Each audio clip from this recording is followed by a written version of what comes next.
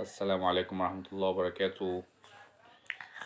وضع مزري بطريقة مقززة بكل الطرق الوحشة البايخة اللي فيها غلاسة وبواخة من أولا الأهلي، ثانيا اتحاد الكورة، ثالثا الرابطة، رابعا وأخيرا الزمالك.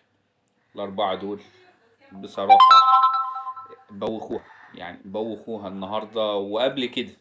يعني بصراحة يعني إن الشعب والدنيا كلها بتبقى مستنية ماتش زي ده وانت تنسحب.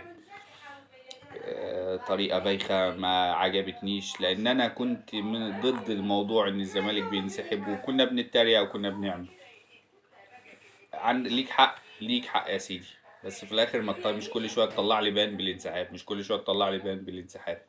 انت كده هديت الدوري البيراميدز، وما تقوليش ايا كان وعندنا منه كتير والكلام ده. انت غلطان، واتحاد الكورة يعني حسبي الله ونعم الوكيل في الناس اللي بتدير الكورة دي. حسبي الله ونعم الوكيل والله بصراحة، يعني كل الناس. كابتن هنا ابو ريدة بصراحة يعني انت خليك في الفيفا، خليك في الفيفا، مالكش دعوة بمصر، مالكش دعوة باتحاد الكورة. اتحاد الكورة انت مش ناجح فيه، بما يرضي الله انت مش ناجح فيه. انت مش بتدير، انت سايب الدنيا، سايب في السايب. دي ما دام مش فاضي خلاص سيبها للي فاضلها، سيبها لحد يتحملها. اقول لكم على حاجه، رجعوا لنا الجنايني. والله رجعوا الجنايني، كان هو وفضل والناس دي كانت عاملين شغل حلو، كانوا عاملين شغل محترم بصراحه. اتحاد الكوره منكم لله، الرابطه منكم لله. انتوا يعني مش عارف انتوا عايزين ايه السنه دي. انتوا عايزين تدوا الدوري البيراميدز، مبروك عليكم الدوري البيراميدز بصراحه. انتوا اديتوا الدور على اكمل وجه. الاهلي غلطان، الاهلي غلطان. آه خلى يعني ضيع منه الدوري اللي كان ممكن يبقى في الايد. لو انت كسبت النهارده مستريح هتخش هتاكل بيراميدز، وانا متاكد من ده. انما دلوقتي انت هتروح بمعنويات وحشة، ممكن تتعادل، ممكن كده كده عارف نفسك خسران الدوري والدوري بيضيع منك. ف 9 بونت هيبقى فرق 9 بونت. اعتقد ان الاهلي بيضيع منه الدوري بسبب برضو اخطاء ليه، وفي نفس اخطاء ادارية، وفي نفس الوقت بيتحمل جزء كبير منها طبعا اتحاد الكرة والرابطة.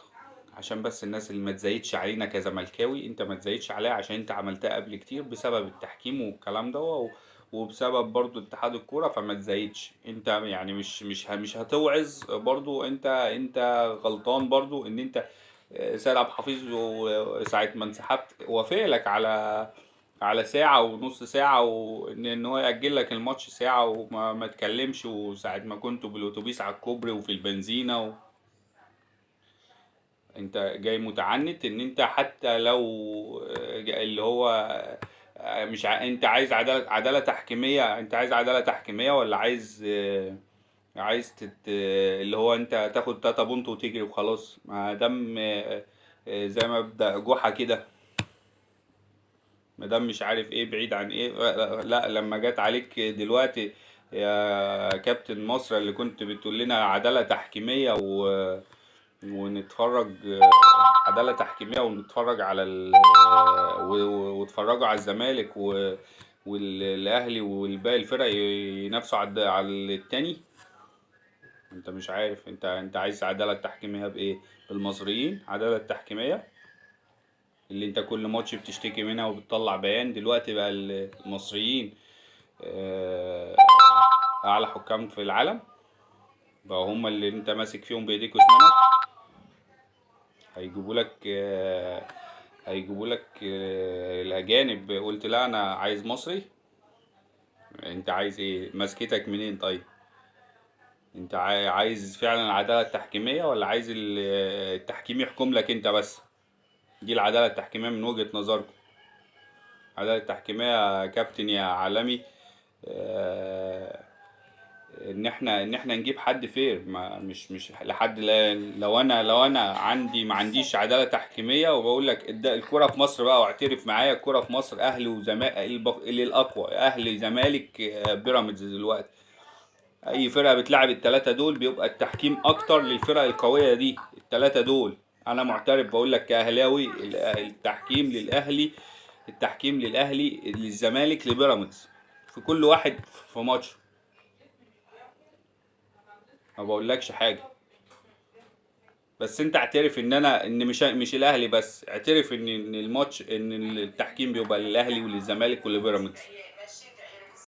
اتمنى الكره المصريه تنضف بقى، اتمنى الكره المصريه تنضف، وبما يرضي الله يعني، ان الناس دي يعني، اتمنى تسيبها كابتن هاني ابو ريدة، علشان انت مش فاضلها، انت مش فاضلها، وما ينفعش تجيب حد يبقى هو اللي ماشي الدنيا، او انت رئيس الاتحاد وخلاص. ما ينفعش، انت مش فاضلها، خليك في الفيفا يا عمي، وعلى راسنا من فوق، انت احسن حد ممكن يبقى موجود لينا في الفيفا، بس انت في اتحاد الكرة انت مش موجود، انت مش موجود، وده مش ما ينفعش يعني. الكرة المصرية عمرها ما تقدم، انت مش جاي تصلح، انت جاي بتعيد نفس اخطائك بتاعت 2019.